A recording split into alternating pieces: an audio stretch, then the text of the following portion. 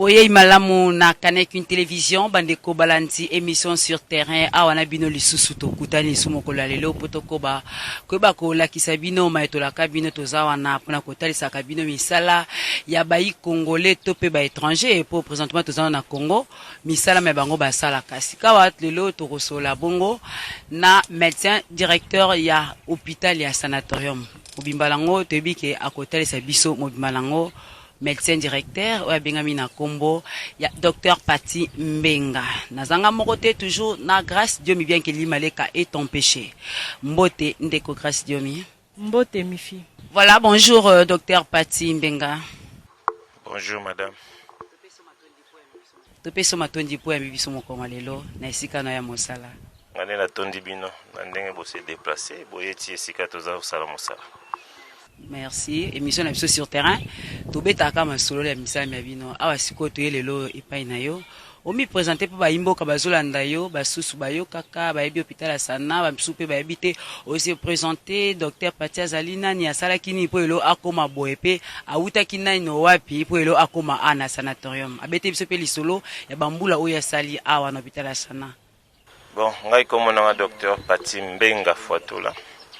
Congolais de nationalité et moi na ya hôpital boyelelo na sisa kila sinangai affectation na liboso et ya mbala moko na sanatorium donc depuis na banda mosala ti lelo na 17 ans ya mosala et puis par rapport ya ndako bozo mona lelo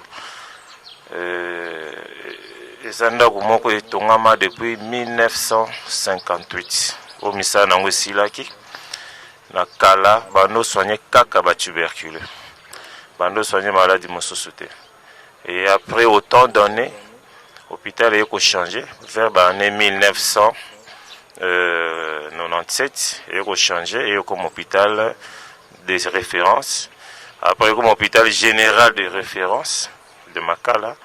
Et lelo oyo boyoko kuta ba service presque nyonso tout et comme en hôpital o donc to comment ko soigner batu nyonso to bakisi ba service mususu ezalaka te to bakisi yango et puis hôpital vraiment lelo yo toza fier ya kobenga ngo hôpital général de référence de Makala parce que nyonso ko ya nango to ko longola donc voilà un peu en bref c'est que nakoloba par rapport à l'hôpital et puis par rapport à l'angamoko. C'est bon docteur Tozo Kendepenza, hôpital de référence de Makala. Moi contradiction à la wana la population. Tu dis que hôpital de référence de Makala, on ba commune Makala mais hôpital eza Makala te. Eza na commune ya Selemba. Au moins que et ça la moi kokoso koluka ko ba pinza eza bongo ponani. Bon, ba commune ekoya et simaya hôpital o ndenge tongamaka.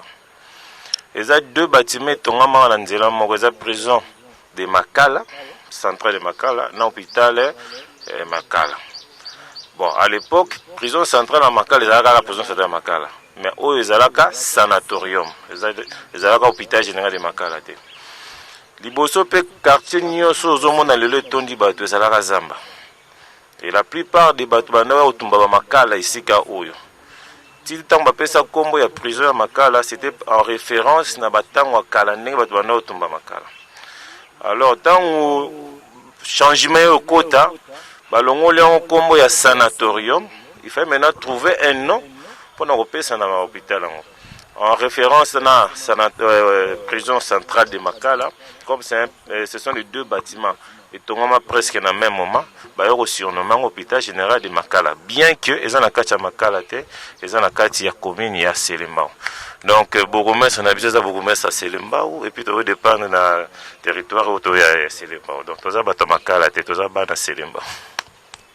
C'est compris bande ko balanti bino moko boye ki histoire po likambo yango penza epesa kokoso hôpital ezwami na Selemba kasi ba ko benga ngo hôpital de référence de Makala. Docteur Pati, et l'eau connue vraiment est motivé au la médecine. Bon, en tout cas, beza eloko moko na habité na vie sur qui moto ça perdait être cher. Donc en fait, moi quand j'étais trop jeune, mon a nos années en confiance, camarades et tout. Nous avons vraiment le cas comme Mazaki parent. À Koufa. De temps en temps, dans la clinique universitaire à l'époque, on voyait un peu les choses, comment ça se passait. Et puis je me suis dit, donc, je dois aider aussi mon proche. Donc, bola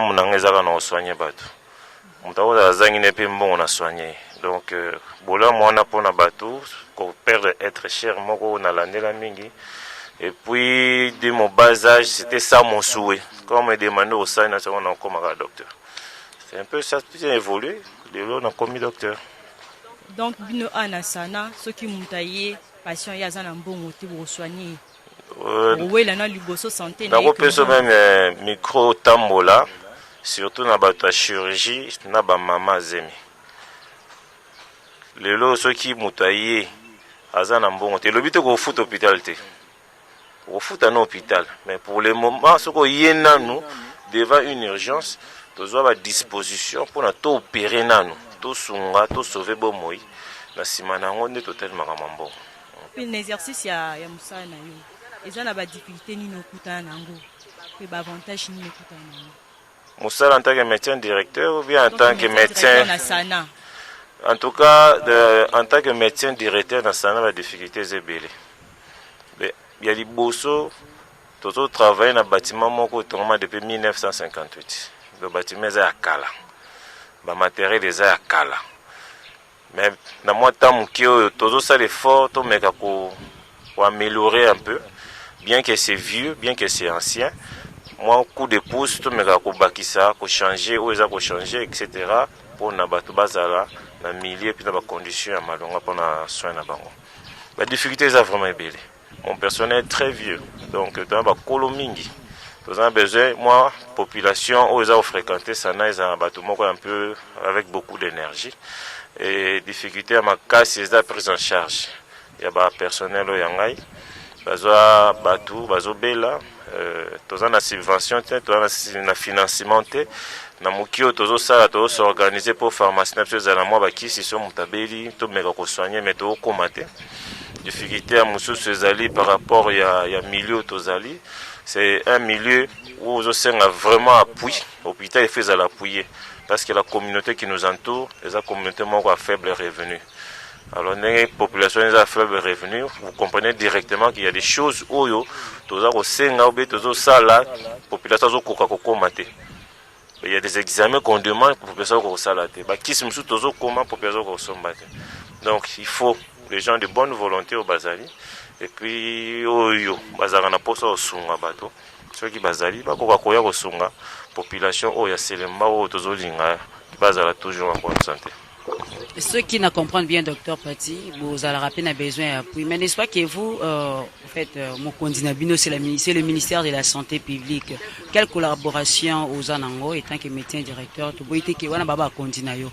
Mais la collaboration na yo na ministre, top ministère de la Santé, bien que c'est un ministère partant. Pour yo, vous mettez à, tu sais, actuellement même pas à Kala. Collaboration les arandés ni na bango. On a un niveau d'explication, puis si na bango ko sobo zaranango. Nous avons une collaboration vraiment étroite, vraiment étroite. Et ça la queue, marambo belé, et aura la solution.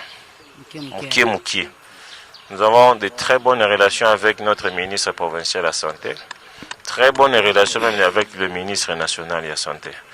Donc il y a beaucoup de choses sur beaucoup de et ça, moi coup de pouce il y a ba conduire bazo sala ke le loto to mona ke hôpital o ezali. Naza muto akala, mais c'est à peine comment dire 8 mois yango ou bien 9 mois on a eu gestion hôpital. Je pense mais non, j'étais d'abord médecin. Spécialité Ntobosani. Moi je suis gynécologue. J'étais d'abord médecin affecté à l'hôpital général de Makala. Na mati na comme chef de service, na mati na comme médecin chef de staff. Après na yo comme président syndical, après ba yo comme sangai et pas ba kondina comme chana bango et pas na ngai na comme médecin directeur. Président syndical mbala mo médecin. Donc chef de staff d'abord avant, président syndical après et puis na yo comme médecin directeur. Donc moi expérience et parcours ezali et voilà quoi. On connaît un peu la maison, on peut dénicher certains problèmes et les résoudre sans trop de difficultés. 9 mois, 8 mois, yango simbi gestion. C'était pas facile. C'est que l'équipe est en Mikaratalo Makasi. Nazaka na mikakatano. Na cité d'habiter ce qui est un jour aussi là. Mais c'est la vie, on est obligé de travailler avec. Pour évoluer dans notre nasuka. Docteur, ndéposa karabo, ça la moussa na yo bien que comme médecin général, médecin directeur, oko baka ko sa moussa na yo que ce pe kamoko yeboé, tant msubato ozala bango na sima oyo kambara bazate, vous intervenez aussi. Obligé. C'est d'abord ça ma profession. Na sala kango baka ba intervention na sala ka ya bania musupe bazala mo ba difficulté ba bengi ya bato kangami na démarrer pe mutu kana ke na songi na ya ozonga. C'est ça ma vie. Mais a changé tant que tu as et l'autre côté. Et l'autre côté, voilà, au télévision. Vous avez peine besoin de témoignages. Vraiment, au contraire, comme Mokondi, et Sali qui n'a pas responsabilité, Bakisama, et puis Mouteme Yassou Mounene. Voir. Attends, Moutazo Lukayo, mais tu fais de ton bien pour avoir satisfaction. Donc, vous êtes responsable et ici en rien.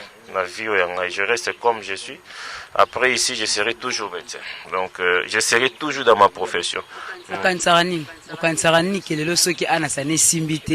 le c'est l'État, on a déjà matriculé ma mais boule na yo idée na yo za la rosukara na sana awa. Soit médecin directeur à sana. Donc, au vie, donc, au babake, ici na longi na ngai, na suki na ngara awa. Mututu aza oazo vivre, il faut avoir une vision, un objectif, il faut qu'on atteindre.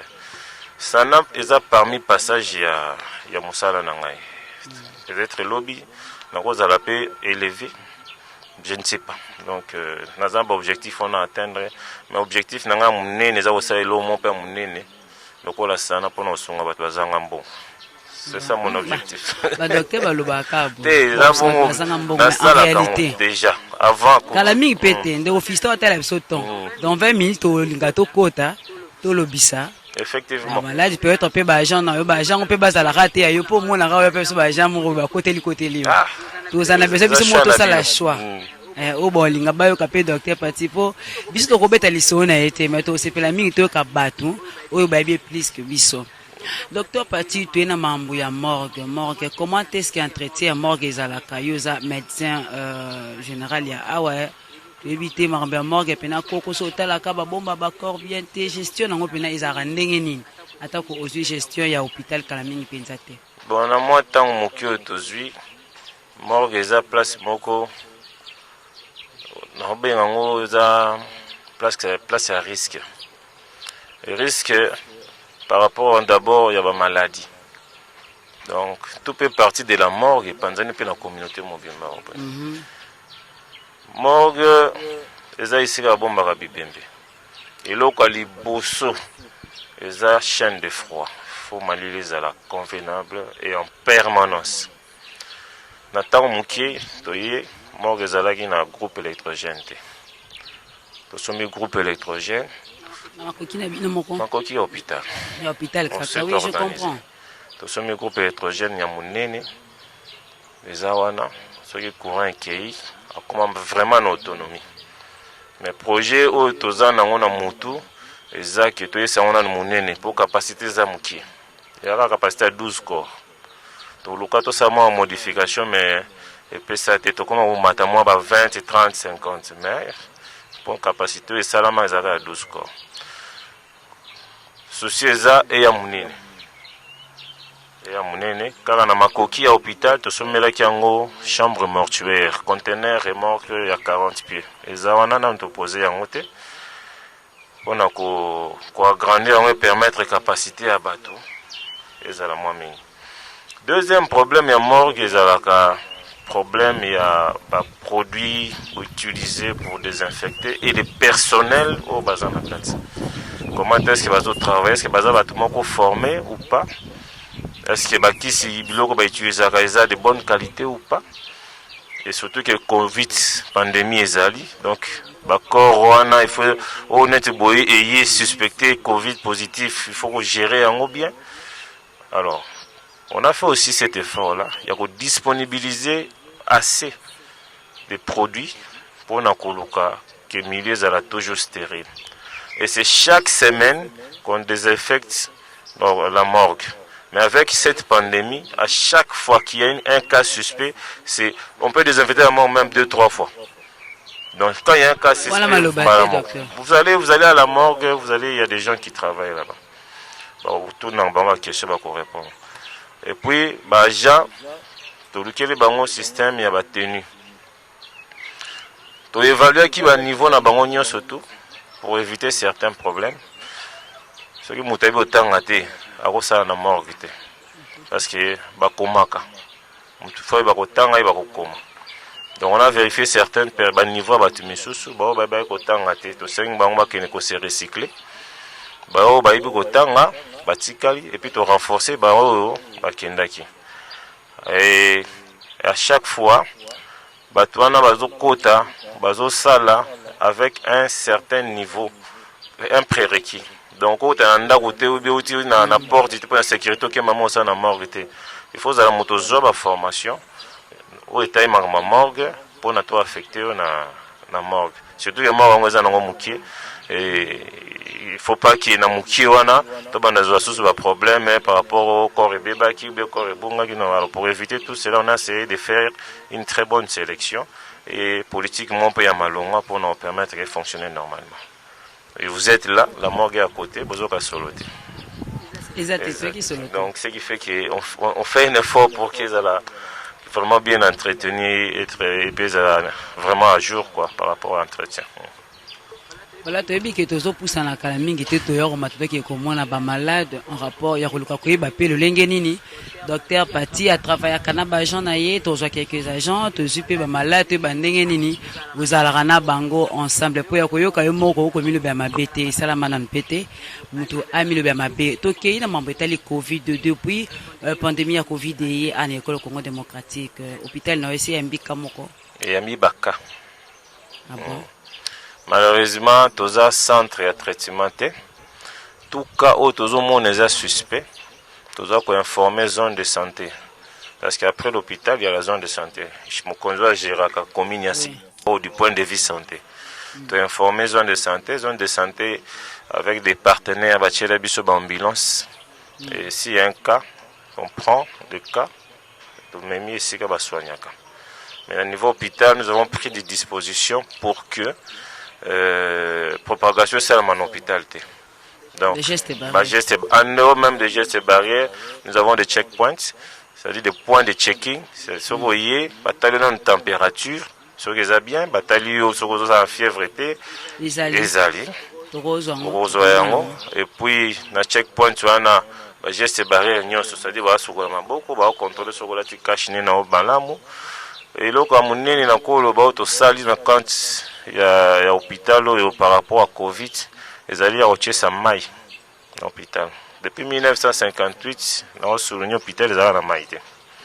Maille dans l'hôpital via forage. Donc on a foré. Aujourd'hui, maille dans l'hôpital, on a 4e niveau. Très bien, déjà félicité. Donc, c'est parmi les points forts qui est salubrité dans l'hôpital, ceux qui ont respecté, ceux qui m'ont exalté, pour ça, ils l'ont. Donc, tu sais ça qui m'a. Et puis, l'hôpital est très propre.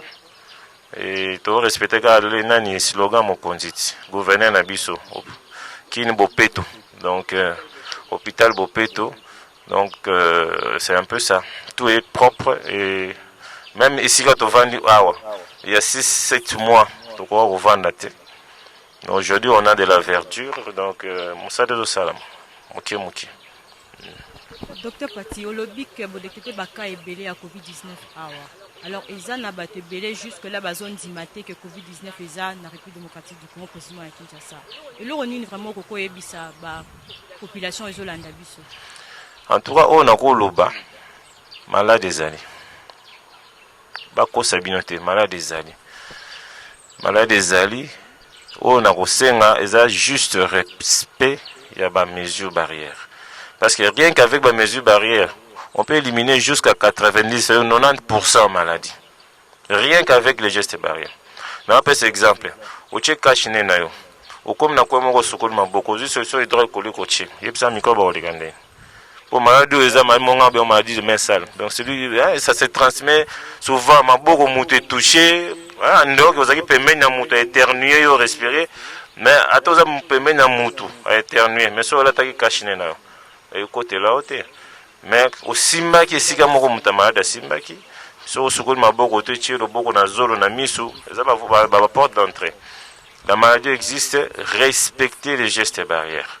Par rapport à la gestes barrières, l'attaque kachine na yo, zala 1 mètre de muninga, on tousser na coude na yo, et puis se laver tout le temps les mains.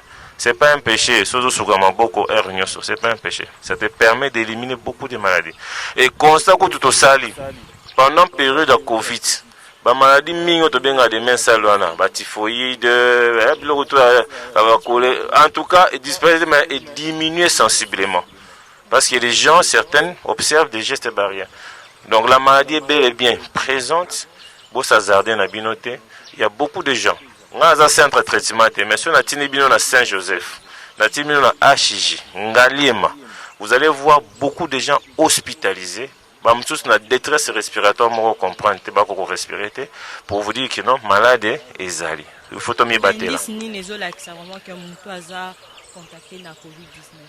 En tout cas, actuellement, moi, poussé, il y a ba recherche et salami. Moutakoz à cause de la porteur sain. Dès au vendu bunga à cause peut-être nazanango, maintenant on a développé ba symptômes Notre personne à risque était. Parce que la personne à risque, souvent, ce sont des diabétiques, des hypertendus, tout ça. Mais ceux qui ont un mouvement normal, un facteur, difficilement, mon immunité peut déjà combattre la maladie. Sans qu'il y ait bima. Pendant ce temps, on a immunité dans les salles, on a porteur sain. On a développé la santé. Mais je peux aussi transmettre la maladie. Donc, il faut vraiment éviter. Il faut vraiment observer la geste barrière pour éviter ça. Et l'autre élément penza et orientara mingi, ceux qui malades à une consultation, c'est d'abord la fièvre. Moutako y a un syndrome pseudo-grippal, donc il y a un petit moutazan à rhume, on comprend kosu fièvre. Et quoi qu'il en peut causer la malaria.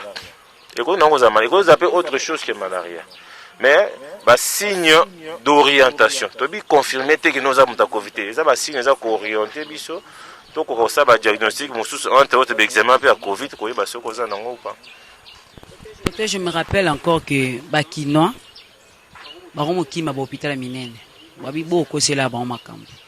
Moutoriane Kandende grâce à Ochoba tout à l'heure, et vous avez malaria. Bas symptômes, on peut te vivre en haut, que Moutata typhoïde, à se présenter ba forte fièvre, Moutoumsoupe angine, Moutoumsoupe estomac, sous tension dérangée, mais les lois comme Kayango des abassines, bas symptômes, il y a Covid-19. Comment qui m'est abino ba malade, ba patient dans l'hôpital? Tout à fait. Est-ce que par rapport à la population qui se soigner à Selemba ou Bumbu et autres communes? Mon hôpital général de référence de Makala est l'unique hôpital général de référence à Funa. Les amis balé c'est ça qu'il y a hôpital tous a besoin il y a Batubaya. Mais c'est vraiment dommage de constater que au lieu Batubaya qu'on se faire soigner dans l'hôpital, bah préférer banana on a un centre amitié. C'est normal, c'est normal. Est-ce que ceux qui sont malades sont malades? Non.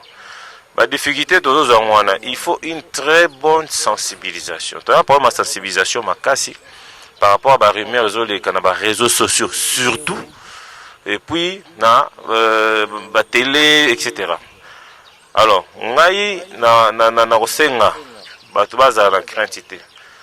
en tout cas, depuis que Naza a étiqueté tout le monde na Covid, c'est l'examen de la Covid. Encore mon côté, que non encore à Covid na Covid, non, non nécessairement matin. On a la confiance dans l'hôpital. Ya va se faire examiner et puis va soigner bango na ndenge lobani. Au lieu de lekisa tango na ba centre amitié et puis na suka boyeli biso mutu asali 30 minutes à kufi. Mon difficulté. C'est comme babani na soki kana sana ba kufa. Mais pendant que so lexi tango no ailleurs au dépenser bambongo na yo ali na suka ba moni ke oyo azokufa kala mingi po yeba na ke mutu akufa kala mingi te ba bokene ukebite na mkolo sata loleno na taxi po faciliter mino ka bolongo na hôpital na oyo kufa na sana oh maladie gestion nango esalami ailleurs. On a confiance. Les hôpitaux, nous avons hôpitaux généraux de référence. C'est pas pour rien comme hôpital général de référence. Parce que les hôpitaux ont la capacité à gérer canyon sozanango, nami kakaranango, tout. Parce que le matériel et l'équipement, à des difficultés, moi, dans l'équipement, tout ça, alors, mieux vaut avant, tous yeux en charge avant. Au traitement et puis au monobiki. Au lieu de l'exatant, on a un centre Mickey la cité. Docteur Patiabi, au lieu de l'exatant, on a un centre Mickey. C'est que bon dimanche, mais il soit, n'est-ce pas?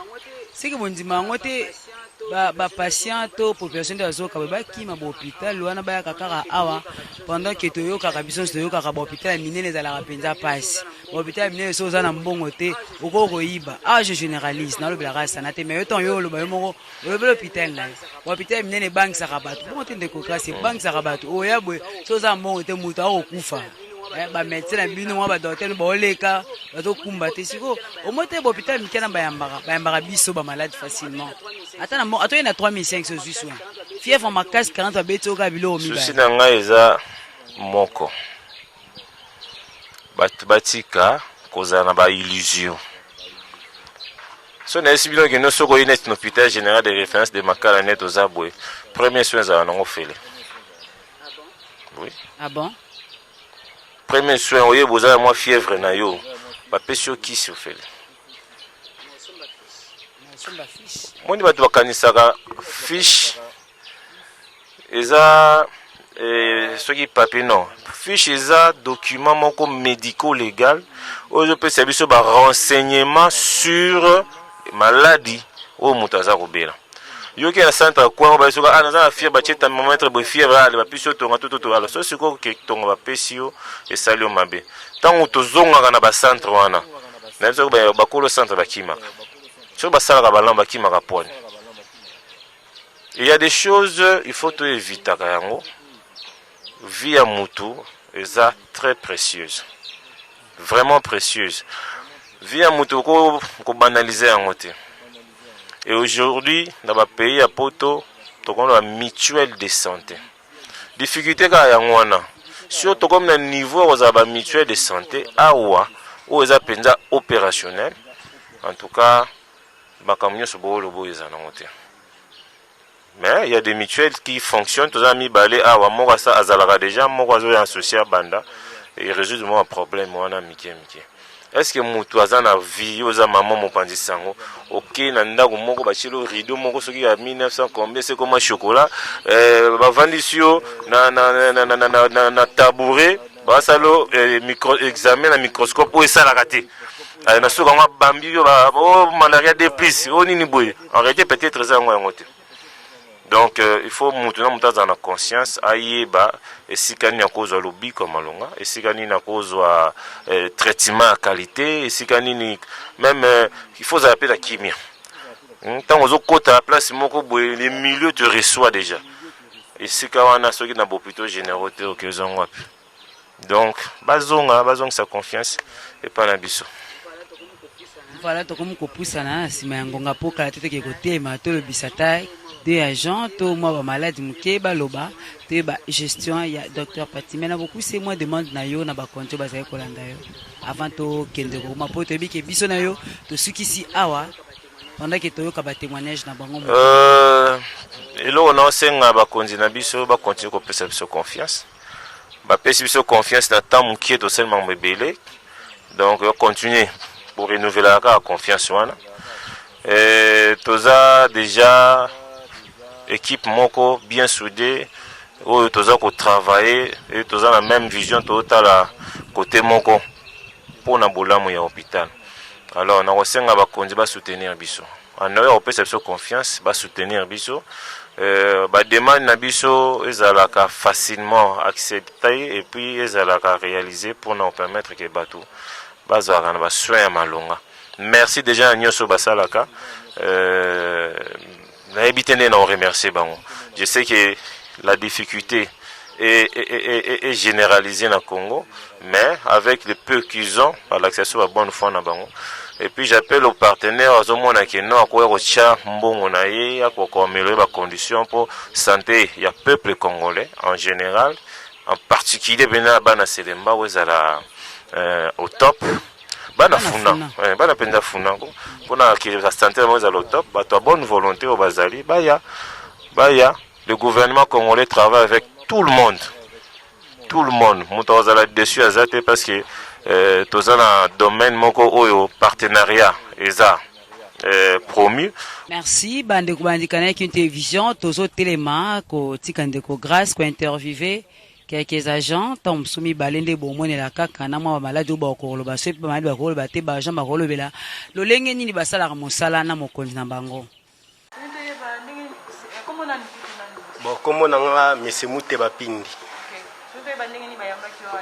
Bon awa bayambaki nga parce que nayaki na cas moko ya grave place basalaki nga opération na cité pesaki mwa complication nde nayaki awa bandaki kolandela nga pansement nde bato mite na malamu bazangaka te badokter bayambaki nga bakomo basekipaki na bambongo ya bakisi napesaki eloko te donc ti lelo meme ata kobima edépendre kaka na grâce ya nzambe nde babimisa biso. Merci. Bo bayamenga na sana nazaki maladi na ndaku nakoyaki lokolo ezaki na pota pena makasi asaki 3 semaines na ndaku na bujaka te nini te na sepeli makasi mwasi ya mati kotoyo aya kutai na ate age zires na directeur batindi ba Jean ba rozwanga na kati ya ndaku bazwinga bameminga ti na kati hôpital na beti 3 mois awa age zires abimisi mbongo na ye 80 000 francs asombi bakisi na pharmacie batraite nga pena ne naza sava lokolo pena namoni sava na tamboli mpo nayaki pene ebembe nazali mokufi nabimisi mbongo te bakonzi ya hôpital babimisi mbongo baswane ngai ti nazotambola naza na esengo mingi na bakonzi wana bango mibale penda nzambe apambola bango eza ndeko na bango te. Merci. Kombo na nga Anto, mama Anto. Anto za patient à hôpital sana. OK. Tento yeba dango yaki ya bayambaki yo ndenge. Enga na yaki ya bayambaki nga malamu, bawelaki na mbongo te, bawelaki na santé na nga na liboso. Ndenge nazaki na malade basalaki nga opération malamu, elekipe malamu, ngwana wanazozela nde soki pota na nga ekauki nde nasali nini nazonginda. OK, merci. Tento yeba fonctionnement mino aweza ndenge niveau fonctionnement ndenge niveau ça ndenge. Bon, oyo tali la service na biso et tout ça dirigé par AG, la service na biso. Après il y a biso ba technicien d'assainissement. Après biso tout ça ba chef de section. Après ba chef de section, tout ça na ba technicien de surface. C'est un peu ça. Donc biso musala biso za ko coordonner musala pour état technique en matière d'assainissement. Nous avons un peu de changement par rapport à Ndenge Kala. Par rapport à Ndenge Kala, avant, actuel, le médecin directeur. Oui, effectivement. Tout ça qui a un comité à Kala, Uto Kende, où il y a Sikande Bakoti. On a idée obso Zalaki Nango, tout ça qui n'a pas en tout cas. Bazo aider biso na kosala misala o esengeli na matière d'assainissement. Donc oya sika penda azo yoka bino azo bongisa penza. Oui, oya sika azo yoka po aza jeune non, aza jeune aina idéologie ba jeune na matière wana donc na hôpital na no eloka liboso eza assainissement. Donc assainissement est primordial dans l'hôpital. Donc sans assainissement makambo ebeli ko koma na niveau hôpital. Tozana ba malade o bazo utabanda kuma mswa yakina malade ne mususu à comme à niveau hôpital awa azu maladie mususu otobinga maladie nosocomial en tout cas wana ezalaka mwa pasi po mutu abika soki azu yango na niveau hôpital yango mona ke biso tozosala l'effort de façon que ba malade na biso air bazoko ya na hôpital kozonga na bango bazonga sain. Merci beaucoup. Voilà, nous sommes arrivés à la fin de notre émission, soit notre numéro d'aujourd'hui. Merci Nabino Banso Bandeko Bandarakanek une télévision, mais avant de nous quitter, Nazo Pesa, bon anniversaire Narit Kanalukau, moi na Yaya Liboso. bon anniversaire na yo, longue vie, nzamba batela ope na bino basobola ndaka kanaekin, bambote na bino, merci na Sardou Dimbu, Fiston Mandondo, Yves Eloala pe na baiban sobola ndaka kanaekin télévision de partout ailleurs nanzela ya Canal Kin YouTube. Bokoba kolanda manaka ya Kanaekin Télé Vérité. Merci.